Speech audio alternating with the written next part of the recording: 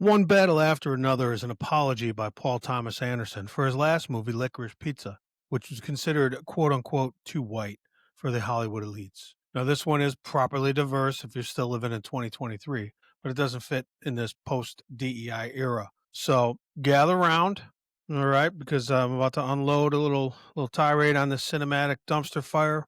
That's right, because it probably took me about 10 minutes to realize this movie isn't just bad.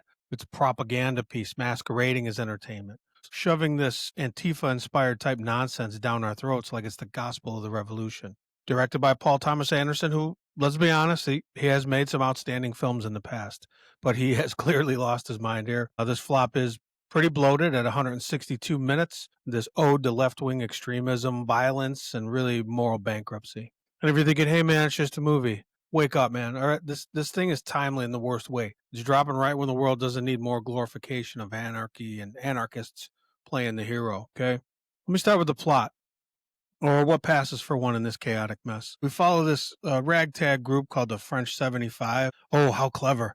Naming them after a cocktail like terrorism is just a fun night out, right? They're basically a fictionalized Antifa cell, far left revolutionaries breaking immigrants out of detention centers, bombing politicians' offices, robbing banks, sabotaging the power grid. Sound familiar? It's ripped straight out of the 2020 riots headlines, where masked agitators torch cities in the name of justice. The male protagonists, Pat Calhoun, played by a slumming Leo DiCaprio, and the military officer, Stephen Lockjaw, played by Sean Penn, who is in full ham mode, 65-year-old ham, are at the center of it all. Pat's this white guy appropriating black culture for his rebel cred. You know, he wanted that street cred, leading the charge of this crew. But instead of critiquing the hypocrisy of the real world damage these groups cause, Anderson romanticizes it all, probably because he wrote it while these themes were still all the rage. They humiliate Lockjaw, the Sean Penn character, and we're supposed to cheer. Lockjaw, it develops this twisted obsession with one of the revolutionaries, leading to a sexual encounter that's as gratuitous as it is really uncomfortable. Then later on, a kid pops out from the lady revolutionary, and they all scatter at one time, and their lives go in different directions. With Pat eventually going into hiding as a paranoid druggie, I'm just going to say Leo from now on. 16 years later, Leo's caught in the crossfire with white supremacists chasing him and his offspring, who is a young lady of mixed race. It ends with the cycle of violence continuing like it's some kind of beautiful inheritance. This isn't storytelling, okay? It's indoctrination. The themes here are front and center, and they're celebrated. The French 75 are depicted as misunderstood freedom fighters. You know, their attacks on infrastructure are justified because, hey, the system's corrupt. You know, remember when the real types shut down the power in Portland and or smashed windows in Seattle? This movie's saying, yeah, that's cool. Anderson glosses over that, painting the revolutionaries as sexy anti-heroes, with Leo as the brooding everyman. And the villains, a cartoonish white supremacist club called the Christmas Adventurers. Yeah, real subtle. They're the real bad guys, complete with anti-immigrant rants and military ties, of course.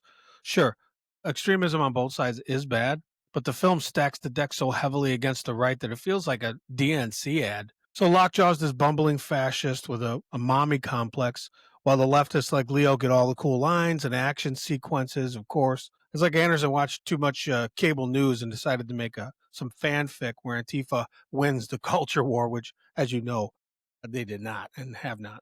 Now, let's talk about the acting, because even great performers can't save this ideological type sludge.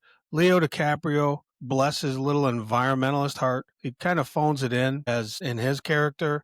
He's got a disheveled, look down, bearded, wide eyed, spouting paranoid about government surveillance, but it's all surface. No depth, no nuance. It's just a vehicle for Anderson's message that you're dropping out of society to fight the man is somehow profound. I mean, I suppose it can be, but not necessarily. Sean Penn as Lockjaw is even worse. Over the top, snarling villainy that borders on parody.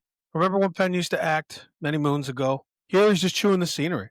His character's sexual fixation feeling kind of like a cheap ploy to add some kind of edge, you know, to give him a little facet here. The supporting cast, featuring one of my favorites, Benicio del Toro, is wasted in this role that serves the plot's political agenda rather than any character development. Now, Leo's arc from the rebel leader to a broken fugitive is meant to be tragic, but it just highlights how the Antifa type lifestyle destroys lives from within. Direction wise, Anderson's lost his touch. Sure, the cinematography by Michael Bauman is gorgeous. It's shot in 35 millimeter Vista Vision, which is fantastic. And there are some sweeping desert landscapes and chaotic chases that recall his better work, like There Will Be Blood, but it's all in service of what? Glorifying sabotage and riots and essentially terrorism with Leo and his crew at the helm. Okay, the action set pieces, one battle after another. Okay, you get it. They're a little bombastic, even for me. Explosions, shootouts, a raid on a sanctuary city that looks like a war zone, but they're hollow. The underlying message is just so toxic. The score by Johnny Greenwood, it tries to amp up the tension with kind of dissonant strings and pulsating rhythms, but it can't mask the film's preachiness. Again, at the 162 minutes, it's interminable. Anderson adapted this from Thomas Pynchon's Vineland, a novel about 60s radicals and 80s paranoia. But he updates it to now, and really from 5 years ago or 3 years ago, injecting modern Antifa style vibes, protests, anti capitalist rants without any self awareness. Pynchon's book had satire, but this has sermonizing, especially through Leo's endless monologues. The real crime here is the Antifa themes themselves. Anderson even throws in religious figures who are secret revolutionaries, because why not mock religion while you're at it, huh? Okay. So, and worse, the film humanizes betrayal and abandonment in the name of ideology, which is tragic. This movie isn't entertaining. It's agitprop, designed to radicalize under the guise of dark comedy. I can't believe they're calling this a dark comedy. Maybe that's supposed to be some kind of trapdoor or whatever. The screwball adventure elements fall flat because the laughs are mean spirited, aimed only at conservatives and authority figures like Lockjaw, which I can get. I mean, funny is funny, but there should be a little back and forth. White supremacists are easy villains, sure. Okay, they don't do anything good, but by making leftists like Leo the flawed but relatable protagonist, and excuses his extremism. It's biased, one-sided, and frankly could be dangerous, depending. Look, I love movies that provoke thought. Films like The Joker or Fight Club that challenge norms without endorsing destruction, okay? But one battle after another doesn't challenge, it endorses. It attacks American values by portraying law enforcement as fascists like Lockjaw and radicals like Leo as the saviors. Budgeted at 100 between 130 and 175, it is bombing at the box office, okay, and deservedly so. Now, critics love it because a lot of them, they're all commies anyway. Some calling it timely. Some, probably many people, like regular people, they're not gonna like it. I don't think it's gonna have any legs at all. Okay. Don't give Warner Brothers your dollars to fund this left wing fever dream. Although it's so late, it's not gonna have any effect. Okay. But this is just one biased battle after another, and it loses every time. In conclusion, one battle after another is a pretentious, propaganda laden disaster that attacks common sense while propping up these kind of Antifa style ideals. PTA, Paul Thomas Anderson, you could do better. Hollywood, wake up, ironically, because you're so woke, and audience, demand more. All right, thanks for listening to this rant. Okay, go and watch a real movie now. That's going to be it for Muy Macho today. Please subscribe if you're new here so we could stay in touch, and we'll see you down the road there. Adios. Later. Bye.